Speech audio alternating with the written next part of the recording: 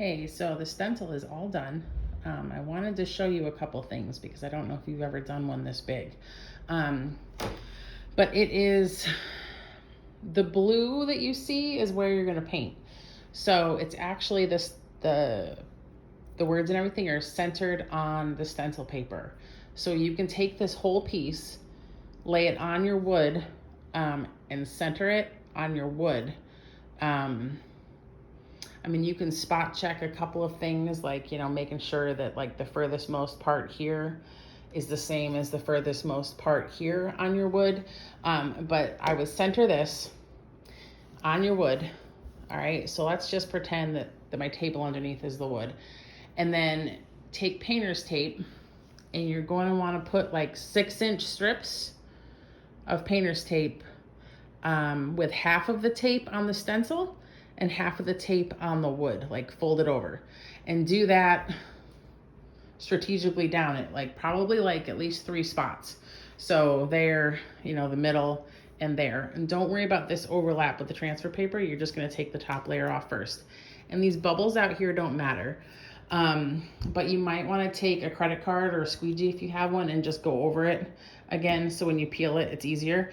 So this is your long piece of wood.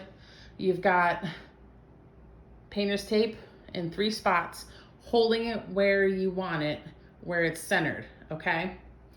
And then because it's so big, I would probably cut it rather than trying to get it to all lay down in one piece. So you've got your painter's tape. Let's say you've got some painter's tape right here. Like you could cut it, right here. Like right here. So you've centered it on your wood. You've got painter's tape holding it exactly where you want it on the wood. And then I would just take scissors and cut up probably like 2 spots to divide it into 3 pieces. Okay. And then what you're going to do is your painter's tape has made a hinge. So you can take this whole thing and flip it up and over. Okay.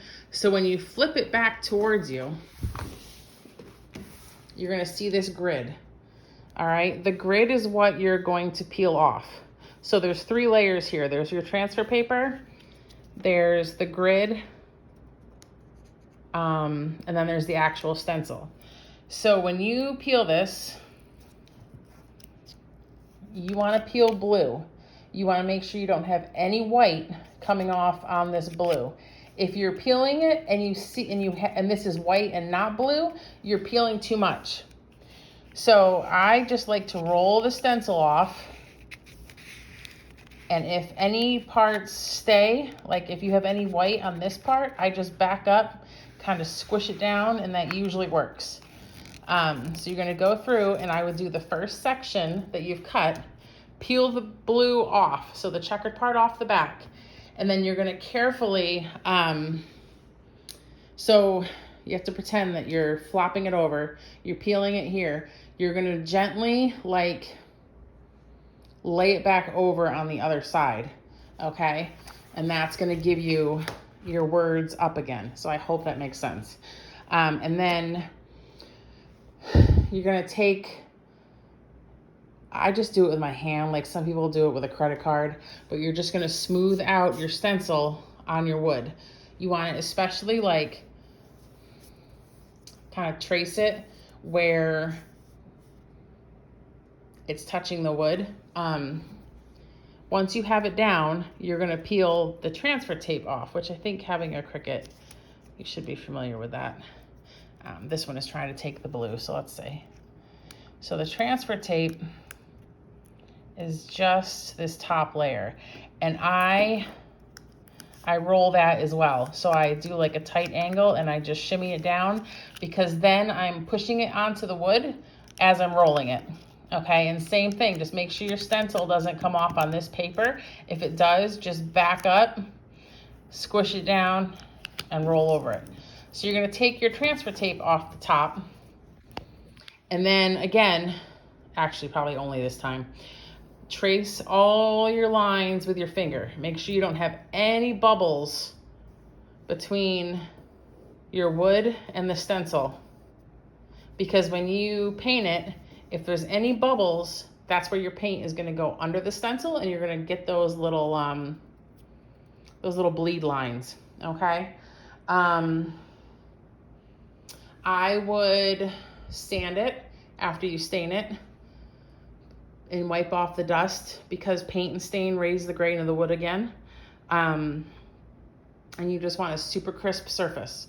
Also, when you're painting this, don't brush back and forth. If you take a paintbrush or a sponge brush and you brush back and forth, that's gonna push the paint under any sealed or spots that aren't sealed well also. If you're using a foam brush, I like to use makeup sponges. You're not gonna brush back and forth. You're gonna do straight up and down pounces. Just follow your letters along, do up and down pounces. It's gonna take probably 2 coats, maybe 3, to get the coverage, but you just wanna go light and easy. You don't wanna go heavy, because that will push it under the stencil as well. So I hope this helps. Holler if you get stuck.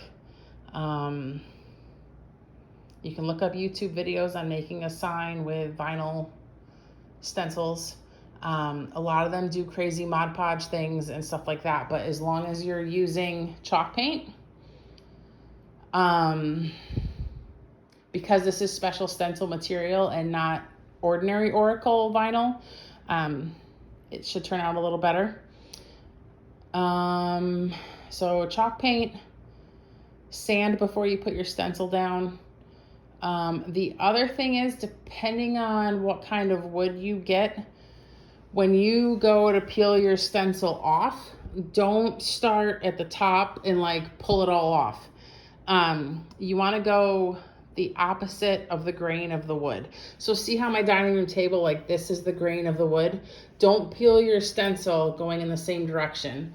The stencil can grab a little splinter of the wood and make it run all the way down. It's not as hard to fix with stain, because you can just apply stain back to those spots. But what you'll want to do is peel your stencil towards you. So go the opposite direction of your wood. And that will make it less likely to pull a splinter all the way down. So hope that helps. It is available and ready to pick up. Like I said, just maybe go over it with a squeegee before you go to apply it, just because it will help the transfer tape come off, and it'll help the backing come off without leaving little pieces behind. So that's it.